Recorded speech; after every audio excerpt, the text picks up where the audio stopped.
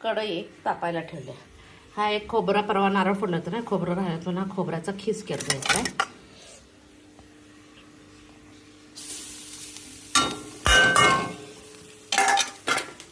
पुरण करून घेतलं, म्हणजे पुरण आणि खोबऱ्याचा खीस मिक्स करून हे करणार आहे कडबो.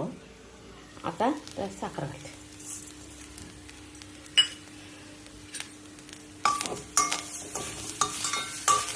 एक 2 मिनिटं सगळं मिक्स करून घ्यायचं.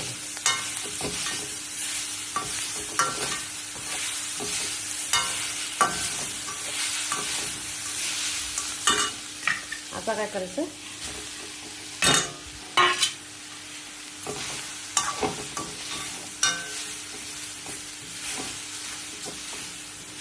आता हे मिक्स झालेलं आहे. खोबऱ्याचा करपलेला वास येता कामा नये. गॅस बंद करायचा आहे. आणि ह्याच्यात की नाही 1 चमचा वेलची पूड, कुणाला किंवा जायफळ पूड किंवा बदाम पूड घालायची. वास छान येते. मी आज बदाम पूड घालणार आहे.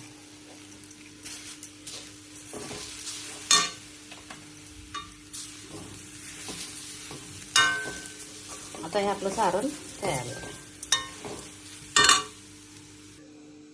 आता मस्तपैकी मी बदाम पावडर घातले आहे. वास छान यायला लागला. हे सारण तयार होते. कर्नाटकात अशा प्रकारचा ब्रेकफास्ट करतात. तर जास्त जर आपल्याकडे पुरण शिल्लक राहिलं किंवा खोबरं जास्त असलं, कर्नाटकात खोबऱ्याचं प्रमाण वापरायचं जास्तीच आहे. आता काय करायचं, हे सगळं तयार करून घ्यायचं आणि ह्याचे गोळे करून घ्यायचे.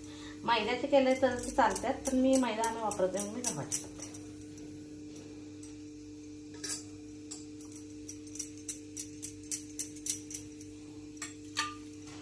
आता तेल तापलंय का नाही जरा बघायचं.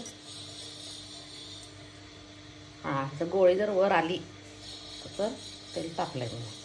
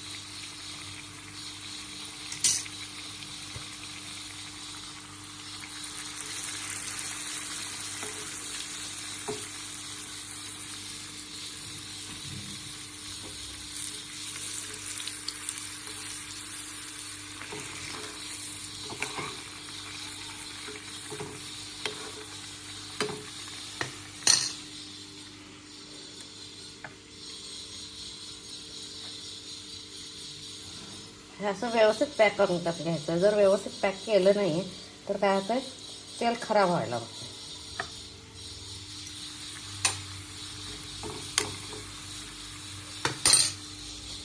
बाहेरचं काय तर फूड आणून मुलांना देण्यापेक्षा हे आरोग्याला कधी पण चांगलं.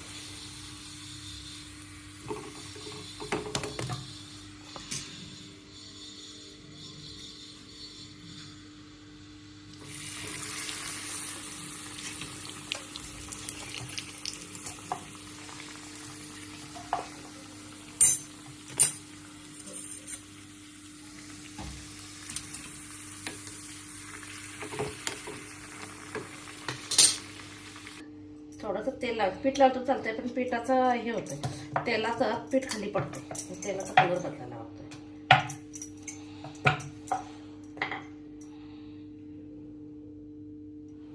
हे भरपूर घ्यायचं म्हणजे तर हे होतं, तर मग कमी खाल्ल्यासारखे होते.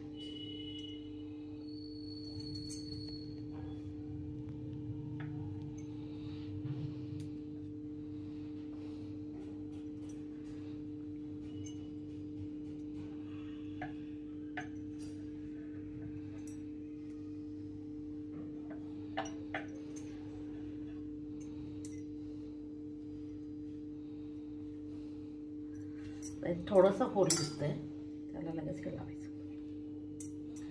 आणि तर तेलात जायला लागते. लहान आमची आपल्याला किती पाहिजे त्या प्रमाणात गोळा करून घ्यायचा. त्यानंतर काय करायचं, तेल तापायला ठेवायचं.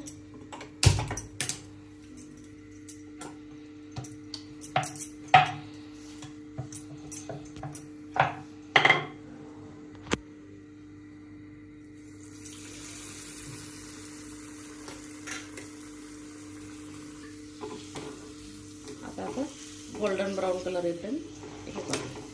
हे आणि तूप मस्त कॉम्बिनेशन होते.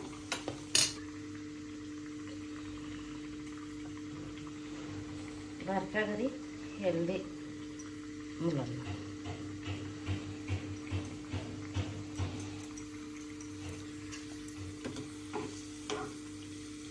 तेल जास्ती मोठी कढई घ्यायची नाही कारण तेलाला मग थिकनेस येतो. संपायला पाहिजे एवढं घ्यायचं. आता गॅस ऑफ करते.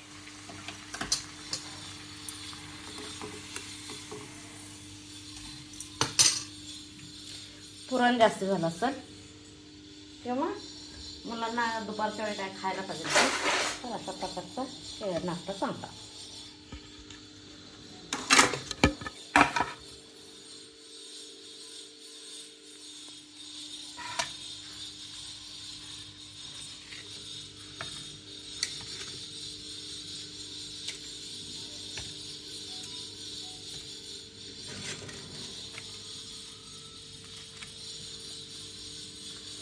आता ह्याच्यात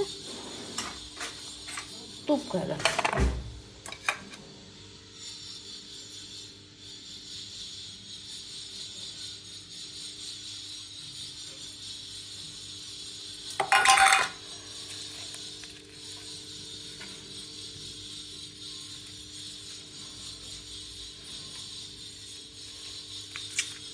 तूप आणि कडबूट खाण्यासाठी तयार आहे. माझी रेसिपी आवडत असेल तर लाईक शेअर करा. Healthy breakfast. आता या चपातीची कणिक म्हणून घ्यायची, म्हणजे मैद्याची असले तर परत वापरायला येत नाही. आता आहे ह्या चपातीचे दुपारी जेवायला चपाती कणिक, गव्हाची कणिक आहे नाही. आणि मैद्यापेक्षा गहू कधी पण आरोग्याला चांगला. पचन होतं, मैद्याचं लवकर पचन होत नाही म्हणून मी शक्यतो मैदा कमी वापरते आणि गव्हाचं पीठ जास्त वापरते. आता नाश्त्याला ते कडबू केले, जेवायला चपाती करून